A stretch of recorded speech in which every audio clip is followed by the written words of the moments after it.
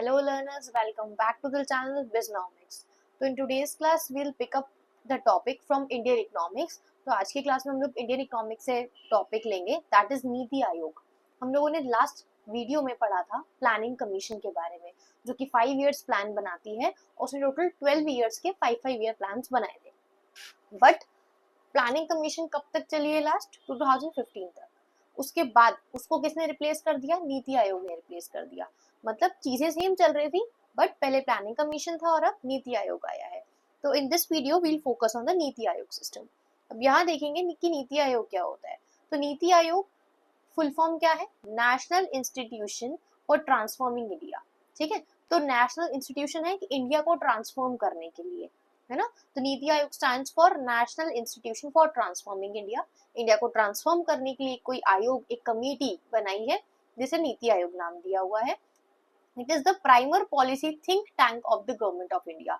यहाँ पर किस पे फोकस किया है कि थिंक टैंक है, मतलब कंट्री के बारे में सोचता है कौन? नीति आयोग. इसलिए इसे नाम क्या दिया है? थिंक टैंक नाम दिया है गवर्नमेंट ऑफ इंडिया का, कि पूरी कंट्री को, पूरी गवर्नमेंट को सोचने का, एग्जीक्यूट करने का, चलाने का, वो सबका फंडा किसके पास है?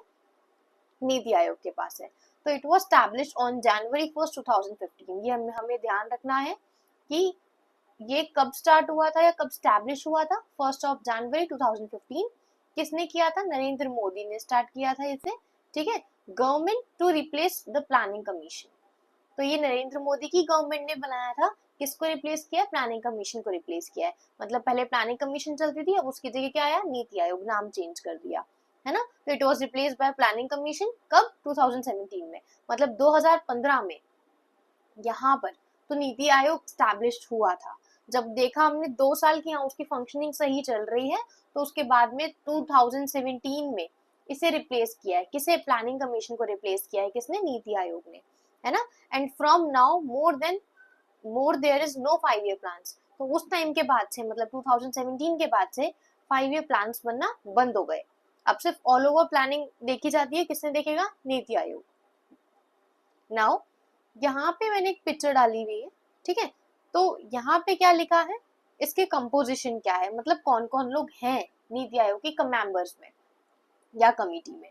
तो चेयरपर्सन होता है, वाइस चेयरपर्सन होता है, एक्स ऑफिशियो मेंबर्स होते हैं, सीईओ होता है, फुल टाइम मेंबर्स हैं, स्पेशल इनवाइट्स हैं, गवर्निंग काउंसिल है एंड रीजनल काउंसिल है. तो ये अगर हम देखें 8 कंपोजिशंस में आते हैं किसके? नीति आयोग के. ठीक है, जैसे नीति आयोग इंटर्नशिप्स भी निकालता है फॉर द स्टूडेंट्स. ठीक है, जो हर मंथ के स्टार्टिंग में between 1st to 10th of every month आपको इंटर्नशिप मिलती है. तो आपको उसमें ज्वाइन करने के फॉर्म वगैरह फिलअप करना होता है.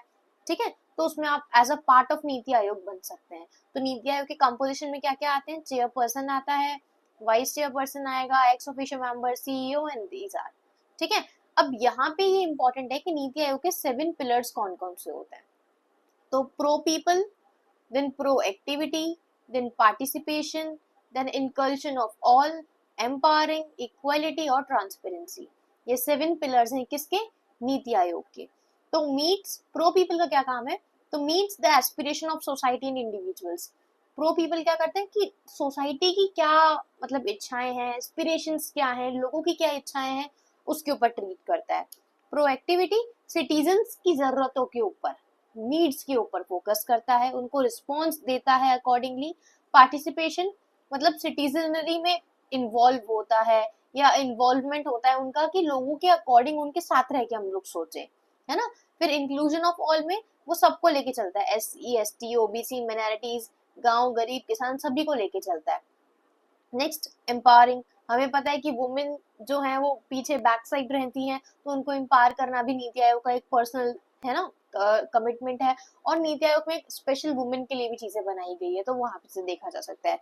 इक्वलिटी मतलब सभी यूथ को एम्प्लॉयमेंट अपॉर्चुनिटी देता है सभी यूथ को कि वो आए, सबको इक्वली ट्रीट करता है. Last is transparency, making government visible and responsive. Government को बिल्कुल विजिबल बनाता है कि ये आपके सामने गवर्नमेंट है, आप इसको देखें, ये आपके लिए बिल्कुल रिस्पॉन्सिव भी रहेगी, है ना. Now there are some objectives. NITI Aayog के कुछ ऑब्जेक्टिव्स हैं. Foster cooperative federalism.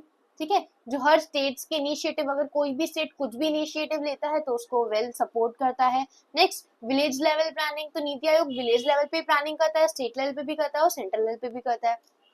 फिर स्ट्रेटेजिक पॉलिसी डिजाइन, वो कुछ इस तरह से लॉन्ग टर्म पॉलिसी बनाता है कि आने वाले साल तक का डेवलपमेंट ध्यान दिया जाए। वहीं पे प्लानिंग कमीशन क्या करता था, 5-5 साल के प्लान बनाता था और ये लॉन्ग टर्म प्लान बनाता है। ठीक है, तो क्या क्या इनिशिएटिव्स लिए थे नीति आयोग ने, तो नीति आयोग के कुछ इनिशिएटिव्स हैं। फर्स्ट, लाइफस्टाइल फॉर एनवायरनमेंट, कि एनवायरनमेंट की लाइफस्टाइल को हम कैसे चेंज कर सकते हैं, एनवायरनमेंट किस तरह से हेल्दी रहेगा। Next, national data and analytics platform, कि एक ऐसा हम लोग पूरे कंट्री का डेटा इकट्ठा करें और ऐसे प्लेटफॉर्म पे स्टैब्लिश करें जहाँ सबको दिखाई दे कि हमारे पास वालों की सिचुएशन क्या है। नेक्स्ट, मेथेनॉल इकोनॉमी प्रोग्राम, ये प्रोग्राम बनाना। वुमेन एंटरप्रेन्योरशिप प्लेटफॉर्म, वुमेन को कैसे एम्प्लॉयमेंट मिल सकती है, वो कैसे एंटरप्रेन्योर बन सकती है, उसका प्लेटफॉर्म लाना। Atal innovation mission, national nutrition mission, digital India aspiration district programs. तो ये कुछ 8 इनिशिएटिव्स थे जिसके ऊपर नीति आयोग वर्क करता है। ठीक है, तो ये हमने बेसिक्स देखे कि नीति आयोग की कंपोजिशन क्या है, 7 पिलर्स क्या है, ऑब्जेक्टिव्स क्या है और की इनिशिएटिव्स क्या है। अब जैसे हम लोगों ने देखा कंपोजिशन, वही स्ट्रक्चर है। तो स्ट्रक्चर क्या है, चेयरपर्सन। यहाँ अगर मैं बात करूं नीति आयोग, तो नीति आयोग के चेयरपर्सन कौन होते हैं, तो नीति आयोग के चेयरपर्सन होते हैं प्राइम मिनिस्टर ऑफ इंडिया, जो कि अभी कौन है, मिस्टर नरेंद्र मोदी है। ठीक है, तो chairperson prime minister of India होते हैं, उसका भी chairperson prime minister of India ही थे। नेक्स्ट, गवर्निंग काउंसिल, गवर्न कौन करता है पूरे नीति आयोग को, तो CM of all states and lieutenant governors of union territories, वो सभी गवर्निंग काउंसिल में आते हैं। और vice chairperson and CEO PM appoint करता है, मतलब पीएम चेयरपर्सन हो गया और जो वाइस चेयरपर्सन को अपॉइंट किया उसने किसने किया, पीएम ने किया। तो ये स्ट्रक्चर था। The last one is difference from planning commission. अब मेन चीज आती है कि नीति आयोग ने रिप्लेस किया प्लानिंग कमीशन को, तो क्यों किया है, क्या डिफरेंसेस थे दोनों के अंदर, अब हम लोग उस पर फोकस करेंगे। तो unlike the planning commission which used a top down approach, अगर हम देखें तो planning commission top down approach मतलब ऊपर से लेके नीचे इस अप्रोच को फॉलो करती थी, मतलब सेंट्रलाइज्ड प्लानिंग होती थी। एक सेंट्रल गवर्नमेंट ने प्लान कर दी, वही प्लानिंग स्टेट गवर्नमेंट्स को फॉलो करनी है। मतलब एक अगर हेड ने, जैसे एग्जांपल लेती हूँ, प्रिंसिपल मैम ने कुछ ऑर्डर दे दिया, सभी टीचर्स को वो फॉलो करना है। That is what top to bottom approach, जो कौन लाया था, प्लानिंग कमीशन के अंदर थी।